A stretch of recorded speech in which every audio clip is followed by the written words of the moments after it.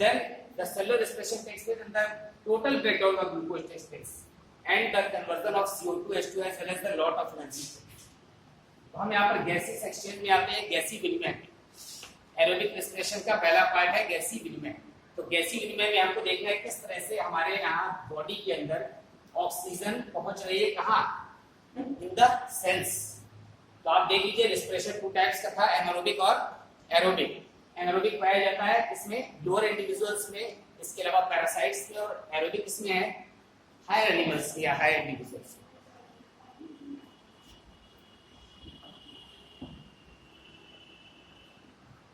This is the anaerobic, this is the aerobic. अब aerobic respiration को हमने फिर से डिफरेंशिएट कर दिया गैसियस एक्सचेंज, गैसीय विनिमय, as well as cellular respiration, कोशिकीय श्वसन। अब फर्स्ट स्टेप पढ़ते हैं किसमें, गैसियस एक्सचेंज, ये वाला। तो गैसियस एक्सचेंज को फिर से डिफरेंशिएट किया है तीन पार्ट में, क्योंकि बहुत लॉन्ग प्रोसेस है गैसियस एक्सचेंज। तो गैसीय विनिमय कैसे हो रहा है आप देखिए, यहाँ पर एक स्टेप पे लेके चलते हैं।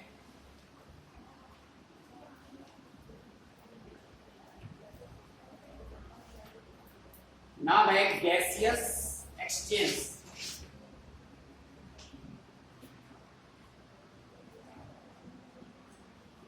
तीन स्टेप में पढ़ते हैं इसको। पहला यहाँ पर एक्सटर्नल रेस्पिरेशन, हिंदी में कहते हैं बाह्य श्वसन। दूसरा रक्त में गैसीय विनिमय, इसमें ब्लड में गैसीय विनिमय है gaseous transport, gaseous transport in blood. और तीसरा है यहाँ पर इंटरनल रेस्पिरेशन, हिंदी में कहते हैं अंतः श्वसन। बाह्य श्वसन, रक्त में गैसीय संवहन, और तीसरा क्या है, अंतः श्वसन। ये तीनों पार्ट है गैसियस एक्सचेंज। और इसमें आते हैं इसमें बाह्य श्वसन। तो एक्सटर्नल रेस्पिरेशन में आपको क्या पढ़ना है, किस तरह से ऑक्सीजन एनवायरनमेंट से डिफ्यूज होकर के कहां पर आ रही है, लंग्स में आ रही है। अब जब लंग्स में आ गई तो ये बाह्य श्वसन को हमने फिर से दो पार्ट में डिवाइड कर दिया। एक को कहते हैं यहाँ पर ब्रीथिंग, नाम सुना है आपने, श्वास क्रिया। This is only the diffusion of the gases from the environment to the lungs. Lungs और environment के बीच में diffusion हो रहा है, विसरण हो रहा है हाई कंसंट्रेशन से लो कंसंट्रेशन का। environment में अभी ऑक्सीजन हाई कंसंट्रेशन में है, तो हमारे लंग्स का जैसे ही डायमीटर घटता बढ़ता है, अभी पढ़ाएंगे उसमें, तो उसमें कहाँ जाएगी, अंदर जाएगी। तो ब्रीथिंग में दो पार्ट हो जाएगा, अंतर श्वास मींस इंस्पायरेशन, और जब बाहर आएगी CO2 तो एक्सपायरेशन। तो अभी हम इसमें दोनों स्टेप देखेंगे। देखिए बाह्य श्वसन में दो पार्ट है, पहले ऑक्सीजन डिफ्यूज होकर कहां तक गई, लंग्स तक, और बाद में लंग्स के अंदर जो एल्वियोलाइज है, इस एल्वियोलाइज से हमारे कहां पर आई, ब्लड कैपिलरी। ठीक है, पहले कहां तक गई, लंग्स तक, और बाद में लंग्स की एल्वियोलाइज से निकलकर कहां तक आ गई, ब्लड। जैसे ही ब्लड में हमारी ऑक्सीजन डिफ्यूज हो जाएगी, पहुंच जाएगी, क्या शुरू होगा, गैसियस ट्रांसपोर्ट इन ब्लड, रक्त में गैसीय विनिमय या रक्त में गैसीय संवहन। हमारा रक्त अब उसका क्या करेगा, रक्त में जो हीमोग्लोबिन है उसको किस तरह से क्या करेगा, ऑक्सी हीमोग्लोबिन में कन्वर्ट करके कहां तक ले जाएगा, वहां तक ले जाएगा, टिश्यू फ्लूइड तक ले जाएगा। और जैसे ही टिश्यू फ्लूइड से डिफ्यूज होगा वो, ठीक है, तो अंदर जाएगी जैसे ही ऑक्सीजन, तो उसके बाद क्या शुरू होगा, सेलुलर रेस्पिरेशन, कोशिकीय श्वसन। तब यहाँ पर क्या रिलीज होगी, लॉट ऑफ एनर्जी रिलीज होगी ग्लूकोज के ब्रेकडाउन से।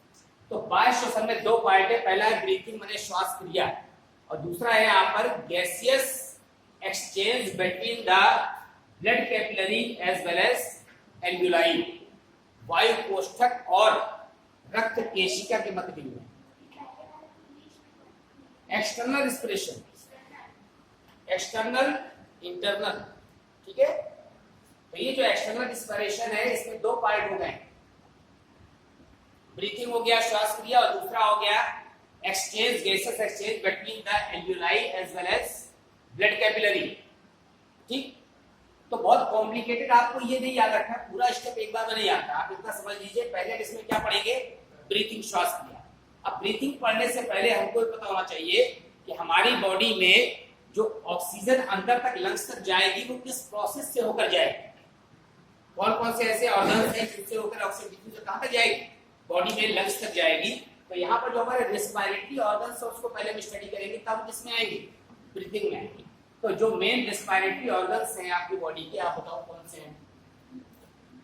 श्वसन अंग हमारी बॉडी, फुफ्फुआ कभी कभी सांस लेते हैं, नॉर्मली एक्सटर्नल नॉस्ट्रल्स है और नासा कैविटी है। पानी पीना है, अभी हम दवाई पियाइए जाइए जल्दी से। हाँ फिर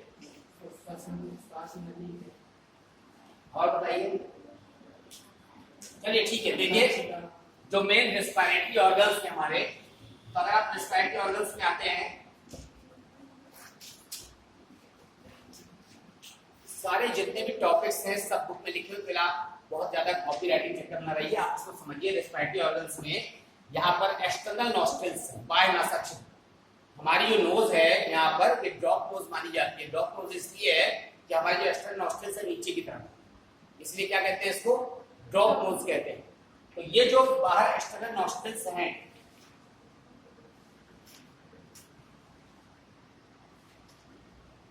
ये इन एक्सटर्नल नॉस्ट्रल्स से होकर के एयर नाक के अंदर जाती है। नाक के अंदर का पार्ट कहलाता है नासल कैविटी, ठीक है। नासल कैविटी जो हमारी है, नासल कैविटी में दोनों तरफ से बोन का सपोर्ट है, that's called the nasals. Nasal bone है, दो है, एक इस तरफ है और एक इस तरफ, नासल बोन। अब यहाँ पर बीच में एक सेप्टम है, it's called the nasal septum. ये जो नासल सेप्टम है ये डिफरेंशिएट कर रहा है इसको लेफ्ट और राइट में।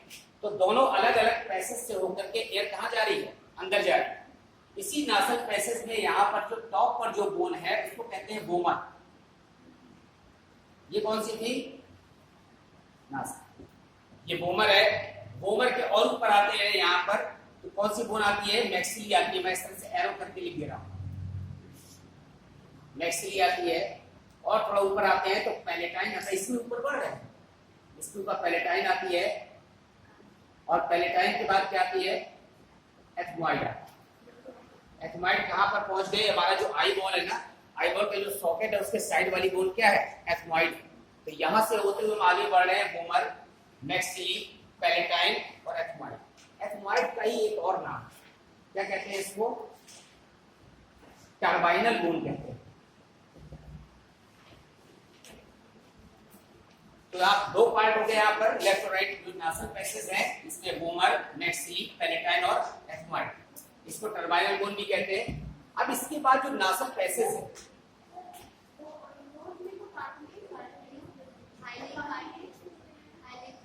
हरी कार्टिलेज का क्या बना हुआ है, हरी कार्टिलेज का क्या बना हुआ है, जो नासल पार्टीशन है, ठीक है। तो नासल पार्टीशन, ये पार्टीशन की बात नहीं कर रहा हूं, इसमें जो बोन्स प्रेजेंट है जो इसका स्केलेटन बना रही है, अंदर का पार्ट जो पूरे, जब आप फेशियल बोन्स पढ़ते हैं तो फेशियल बोन्स में लिखा होता है कि नासल पार्ट का कोई रूफ बना रहा है, कोई साइड बना रहा है, कोई पार्ट बना रहा है, तो ये नासल बोन साइड बना रही है। इसके बाद इसके अंदर जो पार्टीशन है वो कार्टिलेजस है, लेकिन उसके अंदर जो सपोर्ट मिल रहा है वो किससे मिला, ये नाक की जो टिप है ना, ये वाली कौन सी बोन है, वोमर। ये वाला पार्ट जो लटक रहा है ना, ये कौन सा है, ये कार्टिलेजस है। लेकिन इसके अंदर आप इसको ऐसे प्रेस करते हैं तो जहां पर जाकर रुक जाती है फिंगर, वो बोन है, कौन सी है, वोमर। उसके अंदर मैक्सिली, उसके ऊपर पैलेटाइन, उसके ऊपर एथमॉइड, टर्बाइनल बोन। और ये जो नासल पैसेज है इसमें बहुत ज्यादा ऐसे क्या है, फोल्ड्स। इन फोल्ड्स का फायदा क्या होता है, इन्हें फोल्ड्स को क्या कहते हैं, इंफीरियर टर्बाइनल कहते हैं। इसके अलावा और भी बोन है, इंफीरियर टर्बाइनल्स। ये जो इंफीरियर टर्बाइनल्स हैं, इसका क्या पार्टिसिपेशन है, इसकी इतने ज्यादा फोल्ड बना देते हैं कि अगर एक्सटर्नल एयर जो अगर हॉट है या वार्म है या बहुत ज्यादा क्या है, कोल्ड है, तो जब इस पैसेज से होकर निकलती तो उसका जो टेम्परेचर है वो रूम टेम्परेचर के या बॉडी टेम्परेचर क्या हो जाता है, अकॉर्डिंग हो जाता है। तो ये जो सारी बोन्स हैं यहाँ पर, तो ये जो यहाँ पर क्या बना रही है, शुक्तिकाएं कहते हैं हिंदी में, इंग्लिश में क्या कहते हैं, फोल्ड्स कहते हैं। तो ये जो फोल्डिंग बना रही है, इस फोल्डिंग के कारण हमारे यहाँ का जो टेम्परेचर है वो क्या हो जाता है, नॉर्मल हो जाता है। ताकि अब इसके बाद जो हमारा ये नासिका वाला पार्ट है, उसमें नासिका में सबसे आगे का पार्ट वेस्टिब्यूल माना जाता है। क्या कहते हैं? वेस्टिब्यूल में प्रकोष्ठ। और जो अंदर का पार्ट है ये पूरा, इस पूरे पार्ट को कहते हैं ऑल्फैक्टरी पार्ट या रेस्पिरेटरी पार्ट। ऑल्फैक्टरी और रेस्पिरेटरी में क्या डिफरेंस है? आगे का पार्ट वेस्टिब्यूल होता है नासिका, ठीक है। अंदर के पार्ट में दो पार्ट है, olfactory as well as respiratory part. तो ऑल्फैक्टरी और रेस्पिरेटरी दोनों में डिफरेंस है। यस।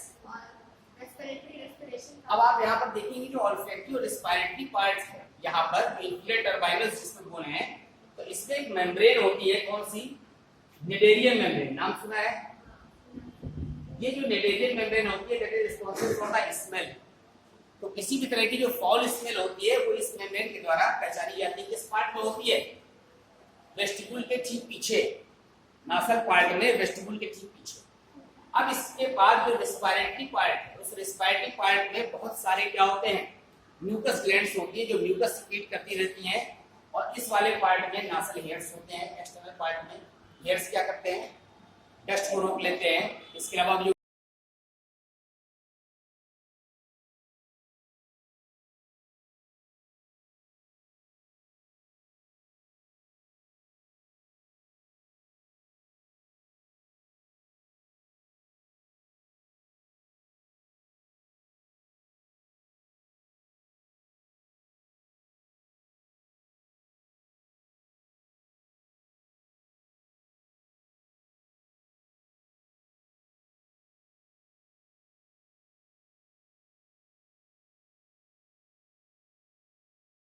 फेरिंग्स क्या होता है? आपको जब डाइजेस्टिव सिस्टम पढ़ाया था तो मैंने ऐसे बताया था, ये वाला जो नासल पार्ट है और ये वाला पार्ट ओरल कैविटी है, ये दोनों एक दूसरे को क्रॉस कर रहे हैं। यहाँ पर आकर के ये जो नासल पार्ट है ये आगे आ जाता है और ये जो ओरल पार्ट है पीछे चला जाता है। तो that is called the oesophagus. तो एसोफेगस का जो सबसे टॉप का पार्ट होता है, the core, that is called the gullet. क्या कहते हैं उसको? गलेट। अब चूंकि हम रेस्पिरेटरी पार्ट पढ़ रहे हैं, इसलिए रेस्पिरेटरी पार्ट में आते हैं। ये वाला एक्सटर्नल नासल क्षेत्र है, ये नासल कैविटी है। इसके बाद दोनों जहां पर मिल रहे हैं, दिस कॉल्ड द फेरिक्स। फेरिक्स के बाद फिर डिफरेंशिएशन हो रहा है। हमारा ये जो पाइप है ये आगे की तरफ वेंट्रल साइड आ रहा है, तो आगे वेंट्रल की तरफ जो आ रहा है, तो ये नीचे का पार्ट है, इसको क्या कहेंगे? ट्रैकिया। ट्रैकिया का जो ऊपर का पार्ट होता है उसको कहते हैं ग्लॉटिस। ये पोर, ग्लॉटिस, ठीक है। और ग्लॉटिस के ऊपर एक मस्कुलर फ्लैट लगा होता है, that is called the epiglottis. तो एपिग्लॉटिस का फंक्शन क्या है? जिस समय हम फूड स्वॉलो करते हैं तो ये इसमें ना चला जाए, उस समय इसको ये ओवरलैप कर देता है और फूड यहाँ से स्लिप करता हुआ गैलेट से होता हुआ इस चला जाता है। तो इस पार्ट में ट्रैकिया के ठीक पहले एक और ऑर्गन है, क्या है उसे? लैरिंक्स। लैरिंक्स का एक और नाम है, क्या कहते हैं? साउंड बॉक्स एक और नाम है। एक ही बात है, साउंड ऑफ वॉइस बॉक्स एक ही है। एडम सैपल भी कहते हैं, नाम सुना है? क्यों कहते हैं एडम सैपल? अरे किसी अंग्रेज ने खोजा होगा, ठीक। अब आप देखिए यहाँ पर जो हमारा साउंड बॉक्स है या लैरिंक्स,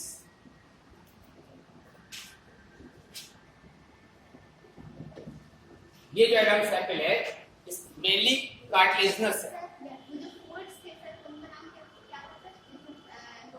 इंफीरियर टर्बाइनस बोन्स के फोल्ड थे, हिंदी में शुक्तिकाएं कहते हैं, इंग्लिश में फोल्ड्स कहते हैं। इंफीरियर टर्बाइनल्स बोन्स के फोल्ड थे। ये साउंड बॉक्स है लैरिंक्स, ये कार्टिलेजिनस है, बोनी नहीं है। इसका मतलब है बोन का नहीं बना है, किसका बना है? कार्टिलेज का। कितनी कार्टिलेज होती है? 9 कार्टिलेज होती है। 9 कार्टिलेज में इसमें दो तरह की कार्टिलेज हैं, पेयर्ड भी है और अनपेयर्ड। अनपेयर्ड आप बता सकते हैं अनपेयर्ड कार्टिलेज कौन कौन सी कितनी होती है? 3 होती है। कौन कौन सी? जो अनपेयर्ड कार्टिलेज हैं सिंगल सिंगल मेनली पूरी कितनी होती है? 9 होती है। 9 में 3 जो है पेयर्ड। 3 पेयर्ड का मतलब कितनी हो गई? 6 यहाँ पर हो गई, 3 यहाँ हो गई। नाम कौन बताए?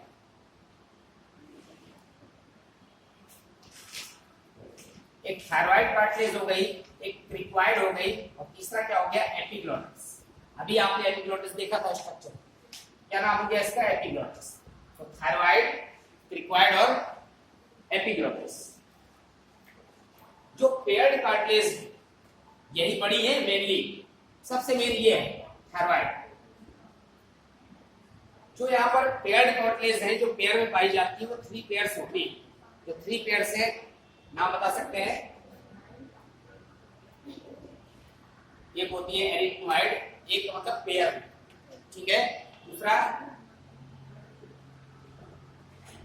यूनिफॉर्म होती है, तीसरा और कौन सी है,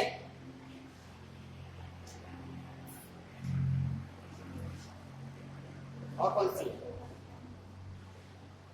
आर्टिनोइड, यूनिफॉर्म, और एक होती है कैरोटिनॉइड, ठीक है।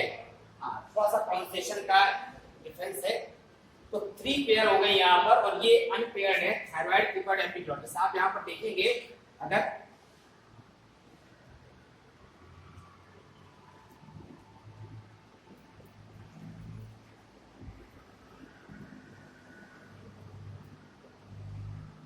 हमारी टंग किस बोन पर रखी हुई है, हमारी जो टंग है, जीभ किस बोन पर रखी हुई है, थायराइड पर। ये जो हमारी बोन है, ये हाइवाइड पर जो रखी हुई है, ये है हाइवाइड और ये है थायराइड। तो हाइवाइड को थायराइड से जोड़ने वाला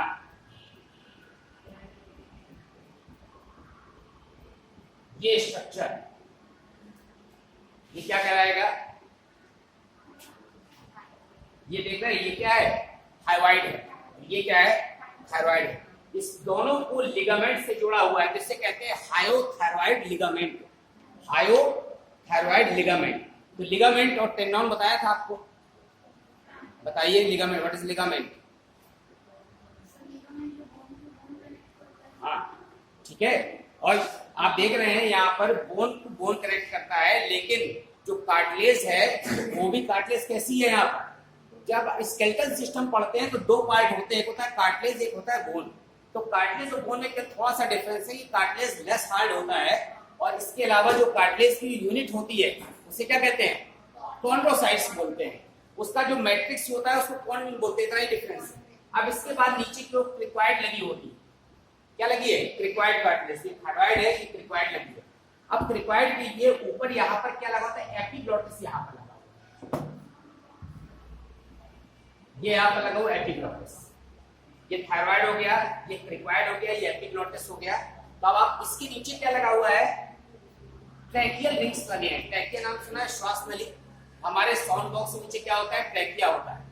तो क्रिक्वाइड को और साउंड ट्रैकिया से जोड़ने वाली जो लिगामेंट, उसे क्या कहेंगे, क्रिको ट्रैकियल लिगामेंट। क्रिक्वाइड को ट्रैकिया से जोड़ने वाले लिगामेंट से कहेंगे क्रिको ट्रैकियल लिगामेंट। बस आपको ये ध्यान रखना है कौन किस पार्ट को जोड़ रहा है। तो ये जो हमारा मेन साउंड बॉक्स है एडम्स एपिक, इसमें जो है 2 तरह के फ्लैप होते हैं। अगर आप इसमें इंटरनल पार्ट देखते हैं तो इसमें 2 तरह के फ्लैप्स होते हैं, उसे क्या कहते हैं, वोकल कॉर्ड्स बोलते हैं। क्या बोलते हैं, वोकल कॉर्ड्स। तो 2 पेयर होते हैं, कौन कौन से होते हैं, एक को कहते हैं फॉल्स वोकल कॉर्ड्स, दूसरे को कहते हैं यहाँ पर ट्रू। तो जो एक्सटर्नल पार्ट होता है, इसके अगर आप इंटरनल स्ट्रक्चर बनाएंगे, एक्सटर्नल स्ट्रक्चर लैरिंक्स की इनर कैविटी की बात कर रहे हैं, लैरिंक्स वाले साउंड बॉक्स की अगर आंतरिक संरचना आप देखते हैं तो आप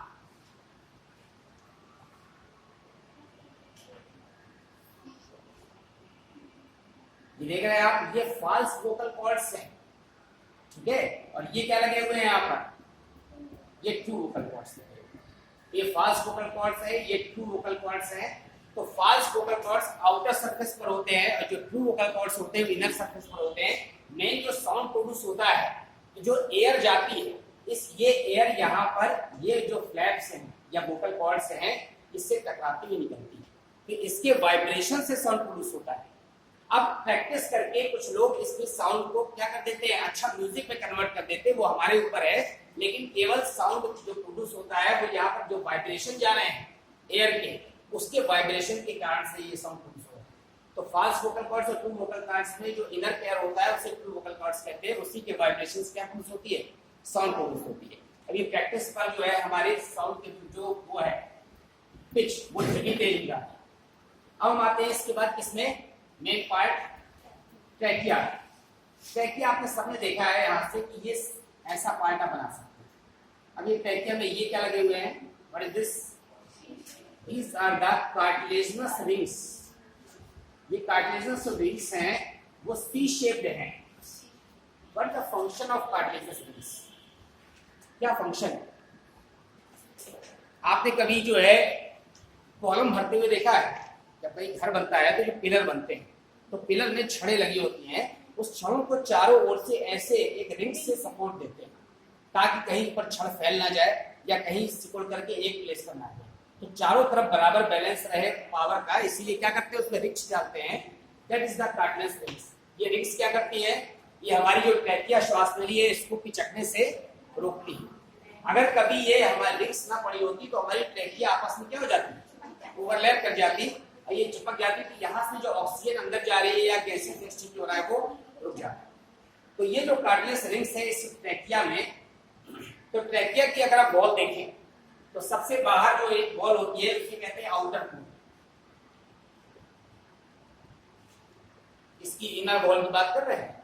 उसके बाद फिर होता है सब म्यूकोसा, फिर होता है यहाँ पर म्यूकोसा।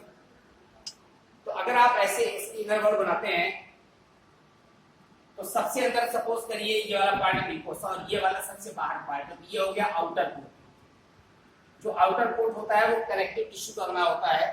इसके अलावा ये जो कार्टिलेजिनस रिंग्स है ये आउटर कोट और सब म्यूकोसा, ये वाला पार्ट सब म्यूकोसा, ये म्यूकोसा, ये सब म्यूकोसा और ये वाला पार्ट है आउटर कोट। ये जो वाली म्यूकोसा है इसमें जो सेल्स होती हैं वो कैसी होती है, ये होती है स्यूडो स्ट्रेटिफाइड।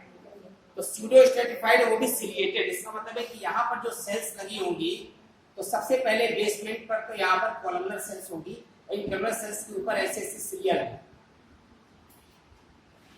तो ये बेसमेंट मेम्ब्रेन हो गई, इसकी बनी है कॉलमनर एपिथेलियम। कॉलमनर माने क्या होता है, कॉलम जानते क्या होता है, क्या होता है कॉलम माने, कॉलमनर सेल्स जो कह रहे हैं, कॉलम शब्द कहां से आया है,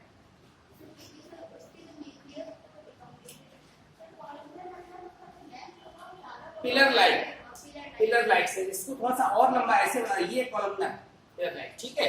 इसके ऊपर यहाँ पर स्यूडो स्ट्रेटिफाइड सिलिएटेड एपिथेलियम लगी हुई है। इसके बाद यहाँ पर क्या लगी हुई है, गोबलेट सेल्स लगी हुई है, म्यूकस सेल्स लगी हुई है जो क्या सिक्रीट करती है, म्यूकस सिक्रीट करती है। ये वाला सब म्यूकोसल पार्ट है, इसमें ब्लड वेसल्स होती हैं। इसके अलावा म्यूकस सेल्स यहाँ भी होती हैं। और ये जो आउटर मोस्ट पार्ट है ये किसका बना हुआ है, कनेक्टिव टिश्यू का बना हुआ है, ये सेमियोनिक है। इसके बीच में एक लेयर यहाँ पर लिखा होता है, उसे आप देखिए लिखा होता है perichondrium. What do you mean by the perichondrium? Chondrium is made up of the chondrology या chondrocyte। ये किसकी बनी है, कार्टिलेज की बनी हुई है, इसीलिए यहाँ पर पेरिकॉन्ड्रियम लेयर पाई जाती है। यहीं पर सी शेप्ड कार्टिलेजिनस रिंग्स पाए जाते हैं। ये जो कार्टिलेजिनस रिंग्स हैं इसका मतलब है कि सब म्यूकोसा और आउटर वॉल के बीच में है। और सबसे जो इनर वॉल है वो कैसी है, कॉलमनर एपिथेलियम की है, जिसमें स्यूडो स्ट्रेटिफाइड क्या लगी, एपिथेलियम लगी हुई है, म्यूकस सेल्स लगे हुए हैं। इसका मतलब इनर पार्ट बिल्कुल स्मूथ और जो आउटर पार्ट है उसमें पेरिकॉन्ड्रियल पाए जाने के कारण कार्टिलेजिनस रिंग्स है वो कैसा है, हार्ड। तो बाहर से उसको सपोर्ट है, इंटरनली क्या है, सॉफ्ट है। क्या है हमारी ट्रैकिया। अब ट्रैकिया जैसे ही आगे बढ़ती है तो दो पार्ट में डिवाइड करती है। Trachea is divided into two parts before entering the lungs.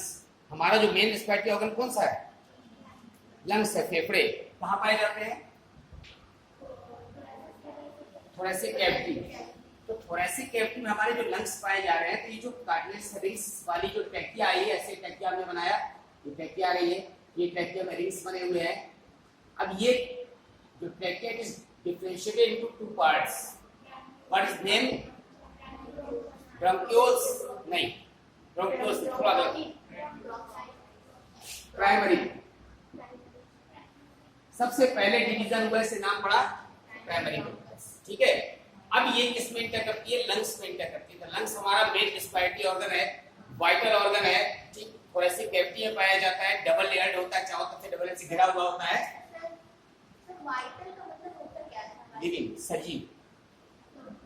हमारे अंदर सारे पार्ट वाइटल, ठीक है, इसी से विटामिन से बना हुआ है वर्ड का यूज। अब देखिए बहुत ज्यादा एग्जैक्ट मैं फिगर नहीं बना रहा हूं आपके लिए। देखिए ये हमारा ये जो लंग है हमारा कौन सा है? ये राइट है कि लेफ्ट है? राइट है। इधर जो बनेगा वो लेफ्ट बनेगा। जो राइट लंग होता है that is differentiated into 3 part, और जो लेफ्ट होता है वो दो पार्ट में डिवाइड होता है। इसमें बहुत ज्यादा हमको दिमाग नहीं लगाना है कि ये 3 चैम्बर्ड है या 3 पार्ट में है और ये 2 लोब में डिवाइड है। अब आप देखिए मेन पार्ट क्या है, जो प्राइमरी ब्रोंकस है, इट इज अगेन डिफरेंशिएटेड या डिवाइडेड इनटू 2 लेयर्स। बाद में फिर से 2 पार्ट में क्या करेंगे? डिवाइड करेंगे। That is called the secondary bronchus. इस तरह से लगातार डिवीजन हो रहा है, कंटिन्यू डिवीजन हो रहा है। सभी में क्या है? कार्टिलेजस रिंग्स है। हम इसको तब तक ब्रोंकस कहेंगे जब तक इसमें कार्टिलेजस रिंग्स पाए जाएंगे।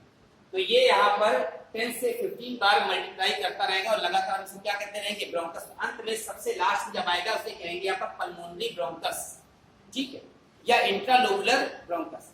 बाद में जो ब्रोंकस है और फाइन ब्रांचेस में डिवाइड करेगा that do not contain the tracheal rings या कार्टिलेज रिंग्स। जब इसमें कार्टिलेज रिंग्स नहीं पाए जाएंगे then it is called the bronchioles. जब तक इसमें कार्टिलेज रिंग्स पाए जा रहे हैं डिवीजन, तब तक इसको कहेंगे ब्रोंकस। और जैसे इसमें कार्टिलेज रिंग्स खत्म हो जाएंगे लास्ट में तो उसको कहेंगे ब्रोंक्यूल्स। अब ब्रोंक्यूल्स फिर लगातार डिवाइड करता रहेगा और अंत में सबसे लास्ट में किस पे ओपन होता है? Alveolar sac. This is called the alveolar sac. Hindi में क्या कहते हैं? वायु कोष्ठक। नाम सुना है? अच्छा, इंग्लिश है, एल्वियोलर सैक कहते हैं। This the last smallest sub unit of the lungs, सबसे छोटी यूनिट है। तो ये bronchioles ultimately enters into the alveolar sac and also enveloped by the blood capillaries. इसमें चारों ओर से ब्लड कैपिलरी का क्या होता है? नेटवर्क होता है। किसमें? Alveolar sac.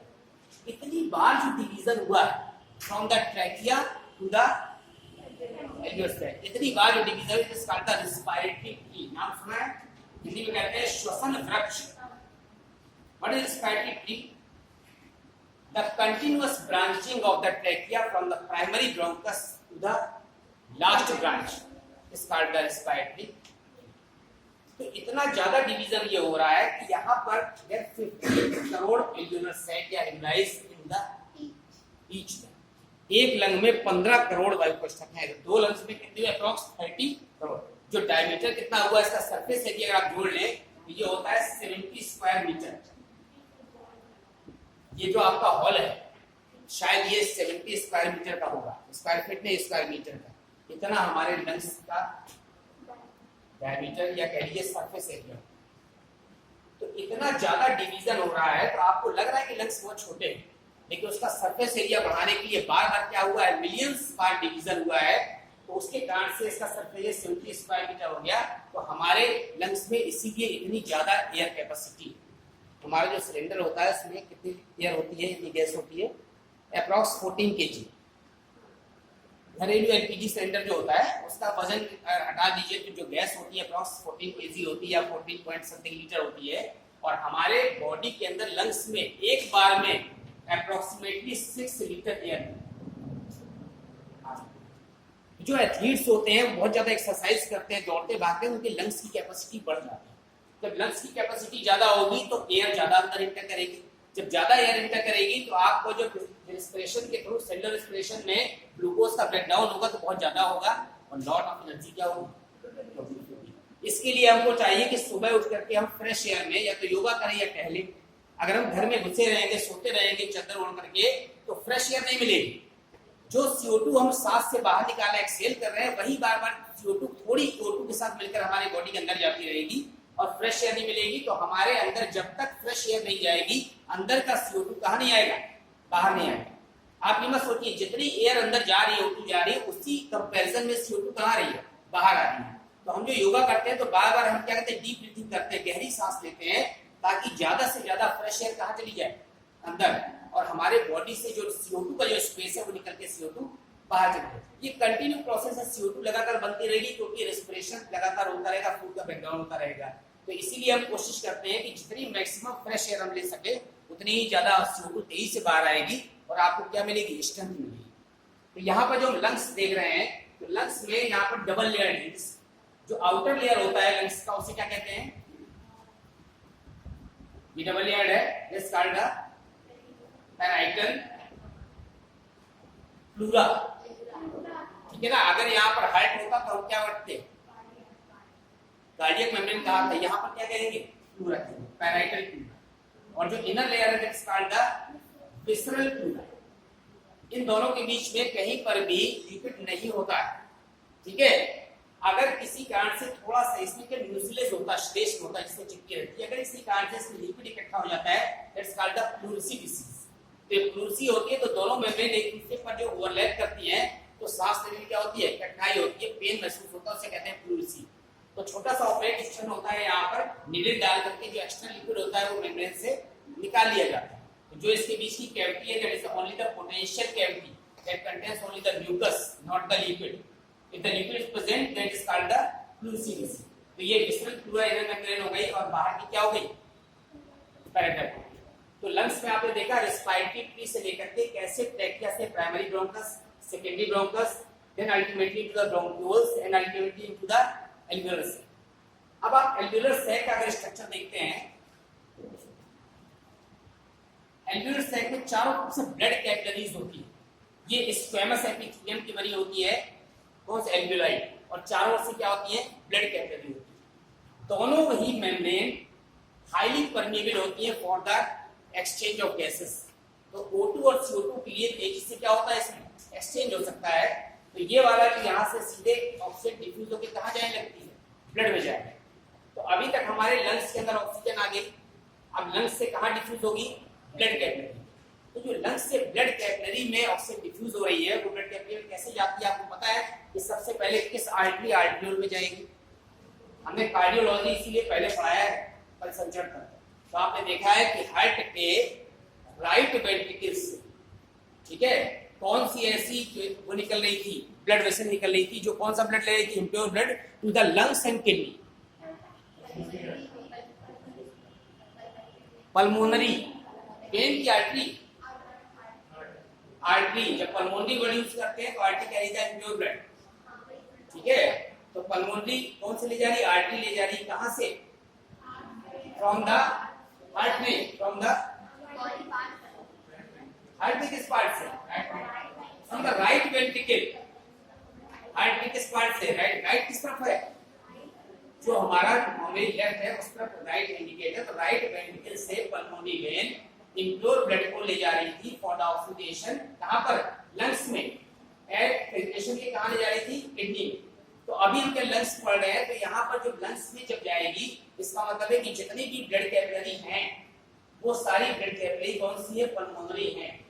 क्योंकि उसमें कौन सा ब्लड है, इम्प्योर ब्लड है। इम्प्योर ब्लड का मतलब है डीऑक्सीनेटेड ब्लड है। अभी उसमें ऑक्सीजन की परसेंटेज कम है और CO2 की ज्यादा है, क्योंकि पूरी बॉडी से क्या हुआ, सर्कुलेट होता हुआ आया है।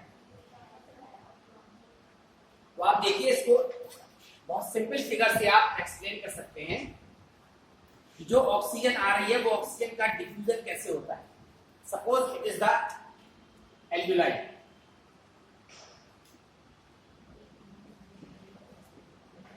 ठीक है। इस एल्वियोलस में आपको पता है कि एक होता है पार्शियल प्रेशर, एक होता है नॉर्मल प्रेशर। तो आपको पता है कि प्रेशर जो है किसमें मापते हैं, मिलीमीटर बारे में, HG में।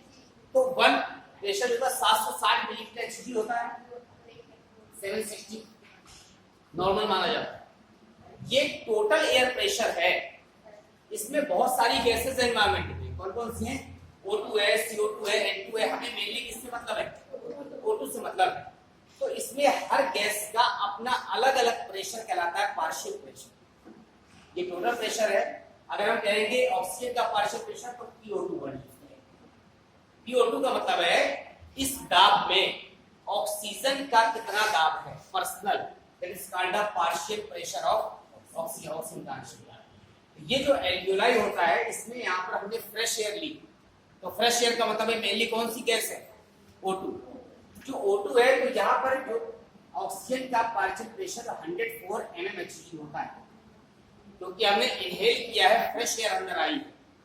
और जो CO2 का पार्शियल प्रेशर है यहाँ पर वो कितना होता है, 40 होता है। अब इसके चारों ये ब्लड कैपिलरी है, जो पल्मोनरी वेन निकली थी, कहा sorry pulmonary artery from the right ventricle, तो वो जितने सारे एल्वियोलाई हैं सबके चारों ओर फाइन कैपिलरी के रूप में इन्वर्ट हो गई। तो सपोज करिए कि अगर यहाँ पर 15 करोड़ वायु कोष्ठक है, 15 करोड़, तो उतनी ही फाइन ब्रांचेस बनी होंगी किसकी, पल्मोनरी आर्टरी की। तो इन सबको कहेंगे आर्टरियोल। क्या कहेंगे, आर्टरी नहीं कहेंगे, क्योंकि आर्टरी तो बहुत थिक होती है, बहुत मोटी जो ब्लड वेसल है। इसे में आपको क्या वर्ड यूज किया, हिंदी में क्या कहते हैं आर्टरियोल को, इसको कहते हैं धमनिका। अब इसमें कौन सा ब्लड था, इम्प्योर ब्लड था, क्योंकि ये पल्मोनरी आर्टेरियोल है। तो जब इसमें डीऑक्सीनेटेड ब्लड था, इसका मतलब है कि यहाँ पर जो ऑक्सीजन का पार्शियल प्रेशर था वो कम था। डीऑक्सीनेशन मतलब है ऑक्सीजन का कम था, और CO2 का पार्शियल प्रेशर यहाँ पर ज्यादा था। तो CO2 का पार्शियल प्रेशर 46 था और O2 का कितना था, 40 था। लेकिन एल्वियोलाई में PO2 बने, इसका ऑक्सीजन का जो पार्शियल प्रेशर है वो 104 है, क्योंकि फ्रेश एयर आई है लंग्स में, और CO2 का पार्शियल प्रेशर क्या है, कम। अब जैसे यहाँ पर एक्सचेंज होता है तो आपको पता है the gases will move from the high concentration to low concentration.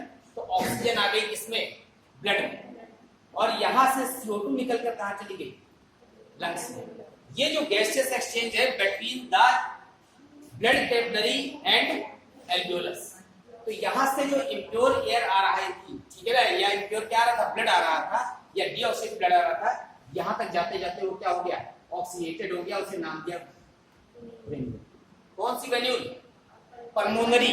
और सारी पल्मोनरी वेन्यूल बाद में मिलकर के बना रही थी pulmonary vein that carry the pure blood या oxygenated blood and reaches up to the left auricle. Left auricle में आकर जो खुल रही थी वो ये है।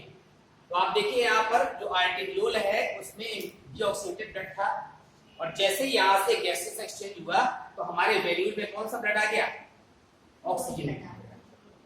तो ये जो गैसेस एक्सचेंज है ये पूरा डिफ्यूजन है, विस्तरण के थ्रू हो रहा है। ये दोनों की जो मेम्ब्रेन होती है वो हाईली परमेबल होती है फॉर द गैसेस एक्सचेंज। तो आराम से यहाँ से O2 हाई प्रेशर से लो प्रेशर में, यहाँ पर CO2 का प्रेशर ज्यादा है, यहाँ हाई से लो। तो डिफ्यूजन का मतलब ये होता है from the high concentration to low concentration. तो आप देख रहे हैं आर्टेरियोल किसमें कन्वर्ट हो रही है, वेन्यूल में कन्वर्ट। तो आर्टेरियोल कैसे वेन्यूल में कन्वर्ट हो गई वो आपने देखा। जितनी भी आप एयर इनहेल करते हैं वो पूरी एयर एल्वियोलाइज के चारों जो ब्लड कैपिलरी होती है उसके थ्रू डिफ्यूज हो जाती है। अब ये आ गई ब्लड में, ठीक। अब ब्लड इसको आगे ट्रांसपोर्ट करेगा। ब्लड में मेनली कौन पार्ट करता है, हीमोग्लोबिन। तो उसको पढ़ाने से पहले अभी एक स्टेप छूट गया था, कौन सा, ब्रीथिंग। पहले हम रेस्पिरेटरी ऑर्गन पढ़ाने लगे, अभी ब्रीथिंग रह गया। ब्रीथिंग फिजिकल प्रोसेस था जिसमें केवल ऑक्सीजन अंदर आ रही है, एनवायरनमेंट से कहाँ इंटर कर रही है, लंग्स में, और CO2 कहाँ जा रही है, बाहर। तो ये जो breathing it is a physical process. इसका मतलब breathing is the part of respiration. Breathing किसका पार्ट है, रिस्पिरेशन का एक पार्ट है। आपने देखा एक्सटर्नल रिस्पिरेशन में 2 पार्ट थे, उसी ब्रीथिंग। अब ये फिजिकल प्रोसेस है, 12 से 16 बार नॉर्मली पर मिनट होती है। हार्ट बीट है 70 से 72, ये कितनी है, 12 से 16 बार होती है। इन्फेंट्स में ज्यादा होती है, छोटे बच्चे होते हैं वो 23 से ब्रीथ करते हैं तो उसमें ज्यादा होती है, नॉर्मली 12 से 16 बार पर मिनट होती है। अब ब्रीथिंग क्या है, आपने देखा कि ये हमारा ट्रैकिया है, ठीक है। ट्रैकिया प्राइमरी ब्रोंकस में डिवाइड कर दिया। यहाँ पर हमने यहाँ पर ऐसे लंग्स बना दिया। लंग्स में नीचे की ओर एक स्ट्रक्चर लगा होता है, उसे कहते हैं डायफ्राम। डायफ्राम काहे का बना होता है, सबसे पहले तो डायफ्राम कौन सा पार्ट है, it is a structure which separates the thoracic cavity from the abdominal cavity. Thorax को एब्डोमेन से पृथक करने वाली जो रचना है that is called the diaphragm. अब डायफ्राम किस चीज का बना होता है? बोन का होता है, मसल का होता है कि कार्टिलेज का होता है? किस मसल्स का? ये स्ट्रैप्ड मसल्स का और फाइबर्स की एक स्ट्रक्चर है। स्ट्रैप्ड मसल्स का और फाइबर्स का जो हमारे थोरैक्स को एब्डोमेन से क्या करता है? पृथक करता है। तो आप अगर ब्रीथिंग पढ़ रहे हैं तो ब्रीथिंग में सबसे पहले आपको पता होना चाहिए थोरैसिक केस। थोरैसिक केस हमारा जो लंग्स होता है वो एक पिंजरे नुमा स्ट्रक्चर में बंद होता है, उसको कहते हैं थोरैसिक केस। कैसे बंद होता है आप देखिए, ऊपर की तरफ ट्रैकिया, नीचे की तरफ क्या है? डायफ्राम, सामने की तरफ क्या है? स्टर्नम, और ये साइड में क्या है? यहाँ पर रिब्स, इस साइड में रिब्स है और पीछे क्या है? बैकबोन। तो बैकबोन, स्टर्नम, ट्रैकिया, डायफ्राम और ये चारों तरफ से रिब्स, तो चारों तरफ से एक कवर्ड है, इसे कहते हैं थोरैसिक केस। अभी चारों तरफ से कवर्ड है तो ये लंग हो गया, ये डायफ्राम हो गया। तो यहाँ पर ये जो रिब्स हैं, पसलियां देख रहे हैं, ये साइड में जो होती है। अब रिब्स में दो तरह की मसल्स होती हैं, एक होती है एक्सटर्नल इंटरकोस्टल मसल और एक इंटरनल इंटरकोस्टल। ये रिब्स को मूवमेंट का सहायक होती है, तो बहुत इंपॉर्टेंट है दोनों मसल। एक डायफ्राम की जो मूवमेंट हो रही है और दूसरा मूवमेंट हो रही है किसकी? रिब्स। तो ब्रीथिंग में दो पार्ट है। कौन कौन से पार्ट है? एक तो कहते हैं यहाँ पर इंस्पायरेशन, हिंदी में क्या कहते हैं? अंतःश्वास कहते हैं। क्या हो गया? और एक एक्सपायरेशन, हिंदी में कहते हैं निश्वास। तो एक्सपायरेशन और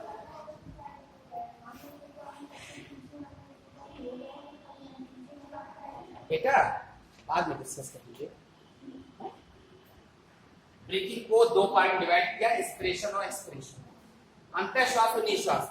अब इसकी अगर फिजियोलॉजी आप पढ़ेंगे अंतःश्वास की, उसके पहले आपको थोरैसिक केस पता होना चाहिए।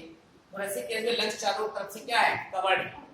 जैसे मूवमेंट हो रहा है तो आप देखिए ये फिजिकल प्रोसेस है, तो कहीं कभी ना एटीपी का यूज नहीं हो रहा, कहीं पर यहाँ पर एंजाइमेटिक रिएक्शन नहीं हो रही है। तो अब क्या करें? यहाँ पर इंस्पिरेशन पार्ट है, तो क्या होता है? In the inspiration the diaphragm moves downward.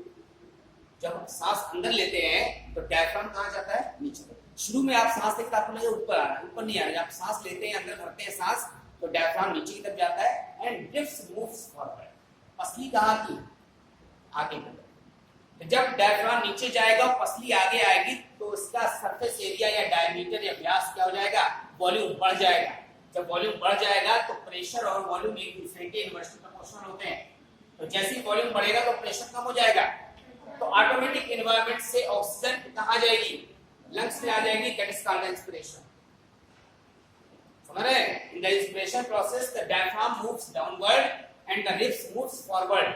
तो रिब्स में इंस्पिरेशन के समय जो मसल हेल्प करती है, that is the external intercostal muscle.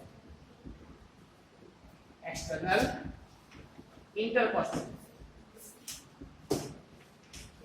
ये जो मसल्स है ये रिब्स को फॉरवर्ड मूवमेंट में हेल्प करती है। तो फॉरवर्ड मूवमेंट का मतलब है, आप देखिए अगर इस तरह से हमने स्ट्रक्चर बनाया हुआ है, ये वाला स्टर्नम और ये क्या है? बैकबोन है, वर्टिब्रल कॉलम, इसके बीच में यहाँ पर रिब्स लगी हुई। अब ये जो एक्सटर्नल इंटरकोस्टल मसल्स है, तो इसको अपना क्या बढ़ाना है? सरफेस एरिया बढ़ाना है, फॉरवर्ड मूवमेंट में करना है। तो ये इसको ऐसे की तरफ खिंचाव देंगे। जब ये ऊपर की तरफ खींचेंगे तो ये वाला पार्ट आगे आ जाएगा। जिस समय ये कांटेक्ट नहीं रिलैक्स करेगी तो ये कहाँ चला जाएगा? नीचे चला जाएगा, तो फ्लैट हो जाएगा। तो इस समय क्या कर रही है? ये एक्सटर्नल इंटरकोस्टल मसल्स कांटेक्ट कर रही है। कांटेक्ट, तो इसने कांटेक्ट किया तो ये आगे आ गया पार्ट रिब्स का, और डायफ्राम कहाँ चला गया? नीचे। तो ऑटोमेटिक वॉल्यूम बढ़ गया। तो वॉल्यूम बढ़ेगा तो प्रेशर कम हो जाएगा। तो O2 कहाँ इंटर कर गई? लंग्स। अब ये इंस्पिरेशन के बाद ऑटोमेटिक एक्सप्रेशन प्रोसेस शुरू होता है, in which the diaphragm as well as ribs comes to their normal position। जो डायफ्राम होता है और रिब्स अपनी नॉर्मल पोजीशन पाई जाती है, तो वॉल्यूम ऑटोमेटिक क्या हो जाएगा? कम हो जाएगा। जब कम हो जाएगा तो CO2 कहाँ निकल जाएगी? बाहर निकल जाएगी। That is called the breathing. तो ब्रीथिंग देखो सिंपल प्रोसेस है। यहाँ पर इंस्पिरेशन में O2 इंटर करती है ड्यू टू द, क्यों इंटर करती है? Due to the increased volume of the thoracic cavity या लंग्स। ठीक। और जैसे ही इनहेलेशन पूरा हो जाता है एक्सपिरेशन, तो एक्सपिरेशन में डायफ्राम और रिब्स अपनी नॉर्मल पोजीशन पे आए, कुछ नहीं करती, कर नॉर्मल पोजीशन पे आती है तो अपने आप वॉल्यूम कम हो जाएगा, तो कहाँ निकल जाएगा प्रेशर, CO2 का बाहर निकल जाएगा। अब आप जो ब्रीथिंग पढ़ते हैं तो ब्रीथिंग में दो टाइप्स है, एक होती है यहाँ पर थोरेसिक ब्रीथिंग, एक होता है एब्डोमिनल ब्रीथिंग। हम जब सो रहे हैं तो उस समय किसी को सोते समय देखिए तो ये वाला पार्ट बेली ये फूलता पिचकता है, ठीक है ना, रेस्ट के समय, या हम नॉर्मली बैठे हुए हैं तो भी दिन भर जो ये ब्रीथिंग है ये इनवॉलेंट्री होती है, अनैच्छिक, ये हमारी इच्छा पर नहीं होती है कि हम सोचे कि हम जो है ब्रीथिंग रोक दे, थोड़ी देर के लिए कुछ रोक दे, हम केवल अपनी एक्टिविटी से इसको कुछ कंट्रोल कर सकते हैं। जैसे कभी जो है हम तेजी से एयर लेके थोड़ी देर रोक सकते हैं, लेकिन ऐसा नहीं कि इनवॉलेंट्री है कि हम कितनी समय तक रोक सकते हैं। तो यहाँ पर जो एब्डोमिनल ब्रीथिंग, उदरी श्वास क्रिया, वो नॉर्मल है। जब हम रेस्ट के समय है तो नॉर्मली हमारा जो एब्डोमेन पार्ट है ये फूल पिचक रहा है, that is called the abdominal breathing और नॉर्मल ब्रीथिंग। और जिस समय कहीं पर हम दौड़ते भागते एक्सरसाइज करते हैं या कहीं आर्मी में जाते हैं तो कहते हैं सीना फुलाओ, तो वॉलेंट्री एक्टिविटी है, हम जोर से गहरी सांस लेते हैं, जब जोर से सांस लेंगे ताकि हमारा यहाँ का कैपेसिटी क्या हो जाए, बढ़ जाए, तो एब्डोमेन के अलावा जो हमारा थोरेक्स पार्ट है वो फूलता पिचकता है। ये वॉलेंट्री है, ये हमारी इच्छा पर निर्भर करता है। जब हम बहुत ज्यादा थक जाते हैं तो हम हैवी क्या लेते हैं, एयर लेते हैं, तो उसे यहाँ पर इंस्पिरेशन पार्ट में ये हमारा थोरेक्स का पार्ट इफेक्ट पड़ जाएगा, इसको कहते हैं thoracic breathing. It is also called the force breathing and also called the heavy breathing, also called the deep breathing. तो तीव्र श्वास क्रिया क्या है, ये वॉलेंट्री है, जिस समय हम अपने उसको एब्डोमेन पार्ट को फुलाने, सॉरी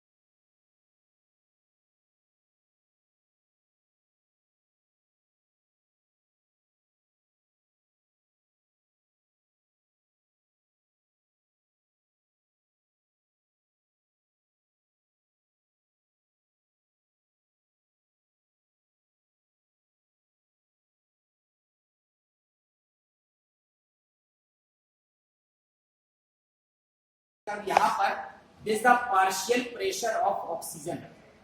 जो पार्शियल प्रेशर ऑफ ऑक्सीजन है वो 0 से लेकर के 100 तक होता है, और यहाँ पर है परसेंटेज ऑफ हीमोग्लोबिन सैचुरेशन, कितने ऑक्सीजन के आंशिक दाब पर कितना हीमोग्लोबिन क्या हो जाता है, संतृप्त हो जाता है। That is the diagrammatic representation called the oxygen haemoglobin dissociation curve. ये जो डिसोसिएशन कर्व है ये ऐसा बनता है, it is just like the sigmoid. ये देखा जाता है कि जिस समय हमारे ब्लड में जो ऑक्सीजन है वो CO2 का परसेंटेज यहाँ पर 97 mmHg होता है, मतलब 100 से कम होगा जिस समय इसका आंशिक दाब ऑक्सीजन का। When the partial pressure of oxygen is just like the 97 mmHg, then it is 98% saturated.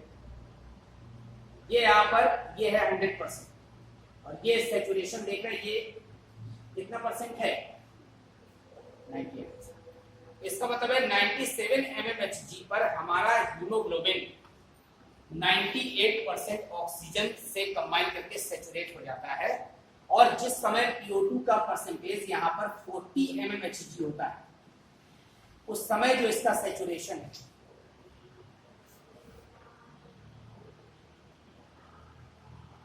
वो होता है 75%। इसका मतलब है 40 mmHg कब होगा, इसका आंशिक दाब। कौन सा ब्लड है, ऑक्सीडेटेड डीऑक्सीडेटेड? डीऑक्सीडेटेड ब्लड कहां से आ रहा था, हार्ट से आ रहा था, पल्मोनरी आर्टरी के थ्रू आ रहा था। तो जिस समय ऑक्सीजन का पार्शियल प्रेशर 40 mmHg, इसका टोटली डीऑक्सीडेटेड ब्लड है, उस समय हमारा हीमोग्लोबिन 75% सैचुरेट होता है, तब भी सैचुरेट होता है 75%। और जैसे ही पार्शियल प्रेशर ऑफ ऑक्सीजन हमने उसमें वैल्यू में बनाया था 104, लेकिन रियलिटी में 104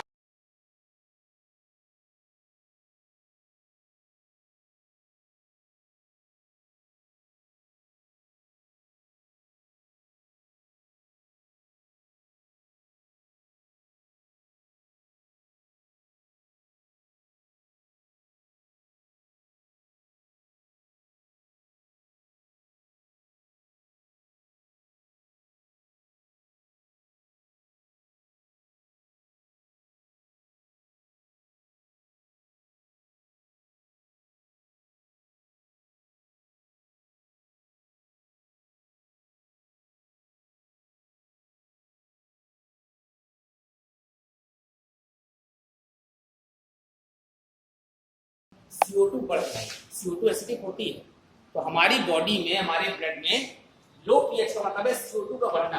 अगर CO2 कम हो जाए, सॉरी CO2 बढ़ जाए या टेम्परेचर राइज कर जाए, मान लीजिए कि गर्मी है मई जून की और टेम्परेचर हो गया 45 डिग्री, अब हमको बेचैनी होने लगती है। क्यों बेचैनी हो रही है, क्योंकि हमारा ये जो सिग्मॉइड कर्व है, ये सिग्मॉइड कर्व किस ओर झुक रहा है, राइट साइड। अब राइट साइड में झुकने का मतलब क्या है, जितना कर्व हमारा राइट साइड जाएगा उतना ही सैचुरेशन क्या होता जाएगा, कम होता जाएगा। इसका मतलब है कि हाई टेम्परेचर होने पर ब्लड में ऑक्सीजन होने पर भी हमारा हीमोग्लोबिन उससे कंबाइन नहीं करता, और जब कंबाइन नहीं करेगा तो क्या नहीं करेगा, O2 और CO2 का ट्रांसपोर्ट रुक जाएगा। तो या तो CO2 बढ़े आपकी बॉडी में